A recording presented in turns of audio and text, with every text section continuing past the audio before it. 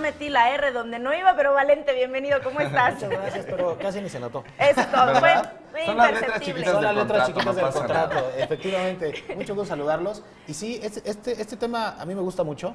¿Quién no ha otorgado una carta poder, no? O sea, ¿quién no ha dicho, oye, necesito hacer un trámite, pues no voy a estar, hazme el favor, ve por mí? Pues me piden una carta poder firmada por 2 testigos, anexarse sus copias de las identificaciones para tener una representación. Pero aparte lo hacemos así como si fuera cualquier cosa, así tú semi-apoderado. Como un trámite administrativo, Ajá. cuando se trata de una carta poder simple de esas que compramos en la papelería. Exacto. Claro, es un machote, ¿no? Es un Al final, machote. ¿no? Realmente estamos celebrando un contrato que tiene una regulación completa y específica en el Código Civil que se llama contrato de mandato. O sea, así es como se debería de aceptar una carta poder, realmente como algo mucho más importante y va mucho más allá que una simple copia de una papelería. Yo ¿no? pienso que sí, porque los alcances que se pueden dar en la utilización de un mandato o en otorgarle un poder a alguien, sí tiene ahí algunas situaciones que normalmente nosotros no conocemos o como no nos hemos metido en ningún lío relacionado, pues no le damos mucha importancia. Sí. Pero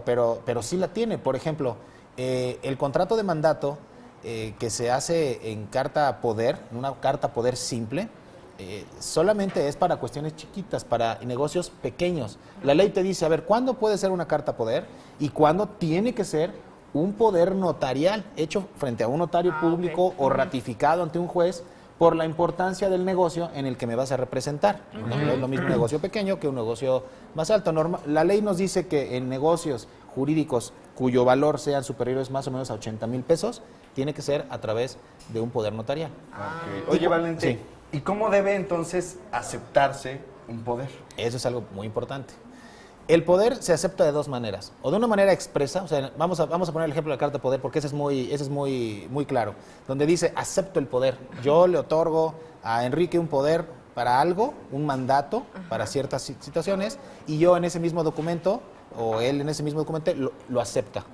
Pero en los poderes notariales, por ejemplo, cuando ustedes ven un poder notarial, pues yo le otorgo un poder a 2 o 3 personas. Ajá. Pero esas personas a las que yo les otorgué el poder nunca comparecieron con el notario ni firmaron diciendo que acepto. Entonces, por un lado tenemos la aceptación expresa por escrito y por otro lado la aceptación tácita.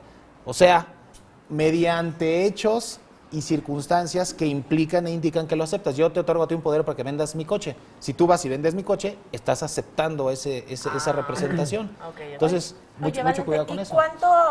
cuánto tiempo dura? O sea, ¿tiene caducidad? A lo que me refiero es, ¿se pueden aprovechar de este poder si lo guardan durante cuántos años?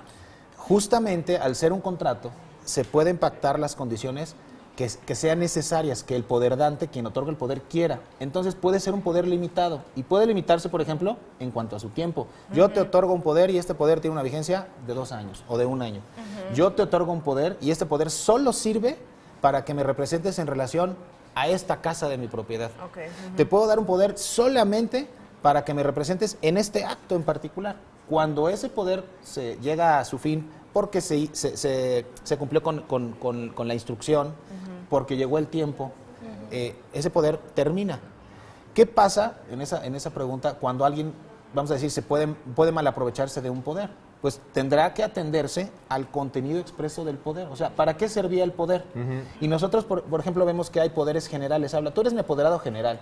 Sí. O sea, un apoderado general es general. No, pues sí, sin Y tiempo. así es, y dependiendo de del tipo de poder, es lo que yo voy a poder hacer en tu representación. Entonces, si yo estoy otorgándote un poder amplísimo Sí, claro. y el apoderado está obrando en tu representación, pues mucho cuidado, porque te puede estar obligando frente a terceros de algo que quizá tú en principio no querías. O no sabes. O no sabes. Por Incluso, eso ¿no? el mandato y la instrucción tiene que ser muy expresa.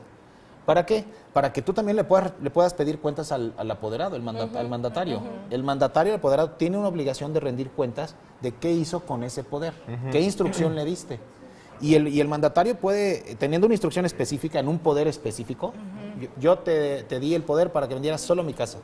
O sea, a Entonces, fin de cuentas es un contrato. es un contrato cuyo contenido es el que va a regir de acuerdo a lo que realmente me representas y de acuerdo o lo que podría suceder cuando tú excedes esa representación.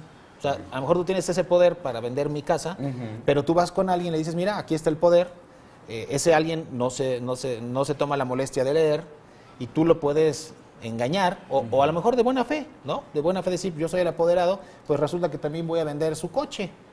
El poder no era para eso. Claro, pero... Pero se puede utilizar para eso. Yo como poder dante tengo dos opciones en ese supuesto, ¿no? Decir, mi apoderado se excedió, pero estoy de acuerdo, convalido o no. Tú te excediste, ahora tú respondes de los daños y perjuicios que me causas y de los daños y perjuicios que le causas a la persona con la que contrataste. No, pues de repente me suena como que me da miedo, pero más bien hay que saber perfectamente, a quién vas a dejar como tu apoderado, porque a lo mejor yo pensaría, pues arriba de 80,000 pesos, lo que decías, pues mejor que sea un abogado, pero pues luego también no sabes si es lo correcto o no, porque en los otros, que es como más sencillo, pues a lo mejor se lo haces para hacer un trámite, bueno, pues a tu amigo, a tu mamá, bueno, llévalo porque no lo puedo hacer, pero ya cuando son cosas más importantes, no, o pues a hay tu que gestor que pensarlo. igual y no conoces bien. Claro. Eso suele suceder. Eso es Oye, muy Valente, común. esto tiene que ver con esta figura jurídica que conocemos en muchos casos como el representante legal. Es una representación legal. Así, literal. Tu apoderado es un representante legal que representa como consecuencia de la celebración de ese contrato de mandato, o sea, del otorgamiento del poder. Es un representante legal para ciertas cosas. Claro. El poder rápidamente termina por la muerte, con la muerte de cualquiera de los dos, porque se extingue el plazo, porque se extingue el objeto, porque se dio el poder, o simple y sencillamente por revocación. También a un apoderado lo puedo revocar. Ok. Ándale. Bueno, Y eso Muy ya bien. se hace con un notario también. Así es. Tiene que Bueno, haber esa Enrique, pues constancia. fírmale mientras aquí, rapidísimo, nada más para hacerte un trámite. ¿Es un autógrafo? Es un autógrafo. Ah, claro que sí, Muchas Pamela, gracias, con mucho préstenme amor. sus identificaciones y hay que tener mucho cuidado. Lean lo que Muchísimas firmen. gracias, Valeria Izabalo.